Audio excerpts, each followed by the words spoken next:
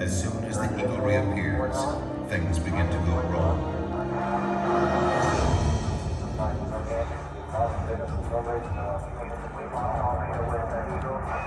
Radio communications break down. Messages to Eagle must be relayed through Mike Collins aboard the command module Columbia. Throughout the crucial final checks, contact with the Eagle keeps dropping out. And Flight Director Gene Kranz inches closer to aborting the mission.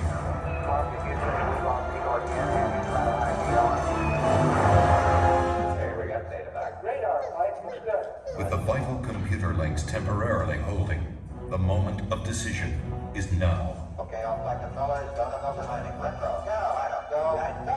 Roll. Go. Delcom, go. Inspeed, go. Econ, go. Surgeon, go. Capcom, go for landing. Eagle, get in here. Go for landing, over.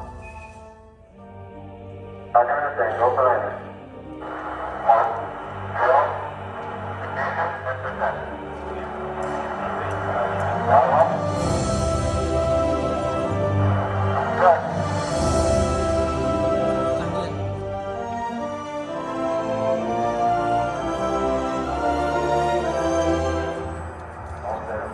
Hurtling toward the moon at 3,800 miles per hour, Neil Armstrong notices his checkpoints are all appearing too soon.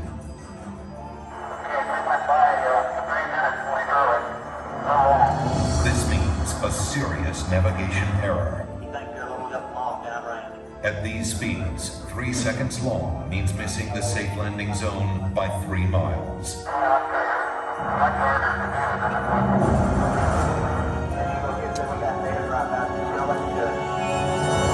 Suddenly, the computer starts firing the maneuvering thrusters, jolting the ship back and forth. This has happened in simulations, but never this much, never this violent. The smooth descent is becoming a bumpy ride. Before that is fixed, a problem with the onboard computer. The astronauts have rehearsed for thousands of possible malfunctions, but not this one. It had been considered too unlikely. Seconds seem like hours as everyone struggles to remember the meaning of a 1202 program alarm.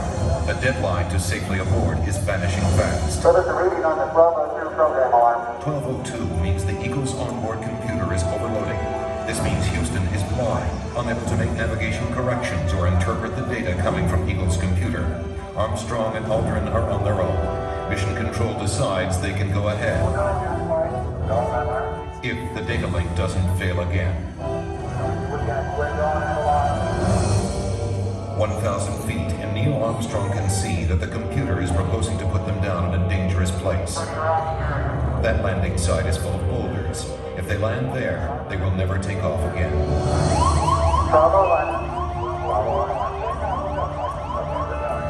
At 350 feet, Armstrong ignores his computer navigation and veers away from the rocky landing site with no time to explain to Mission Control. Okay, all flight controllers and cut. In Mission Control, everybody is stunned.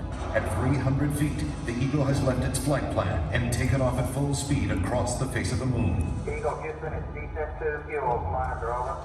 90 seconds of fuel remaining. Now less than 200 feet, and the Eagle is too low to safely abort back into orbit.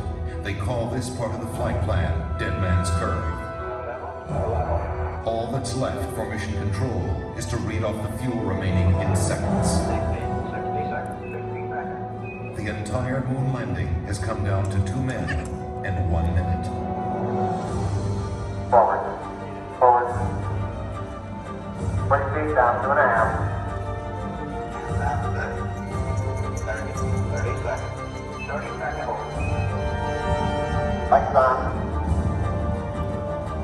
Down 2.5. Forward. 30 feet, 2.5 down. Straight shadow. 4 forward, just to the right hole. Down 1/2. Contact light. Okay, engine stop. Tranquility Base here. The Eagle has landed. Roger, Tranquility. We copy you on the ground. You got a bunch of guys about to turn blue. We're breaking again. Thanks a lot. A short time later, history is made again. Okay, Neil, we can see you coming down the ladder now. For one incredible moment, we are one people with one history, watching our destiny unfold. That's one small step for man, one giant leap for mankind.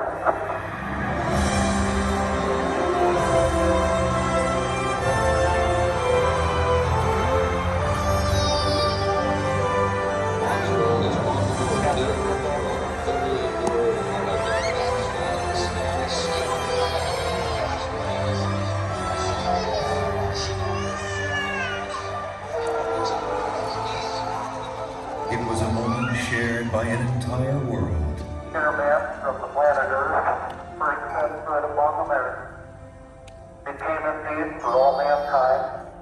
With these first steps, mankind stood on the highest ground, and we saw our planet as our home port in the endless ocean of space. There was something which was surprising to me that occurred as I was standing on the surface. Just after we had landed, I had gone down, standing on the surface and looking at planet Earth for the first time. Seeing the beauty, seeing the finiteness of it, the limits of it. Realizing what a shame it was that people were confronting each other on that planet without realizing what it was doing to the planet. It was a very emotional moment for me. I actually shed a couple of tears. Something totally unexpected for an engineer, fighter pilot to be crying about.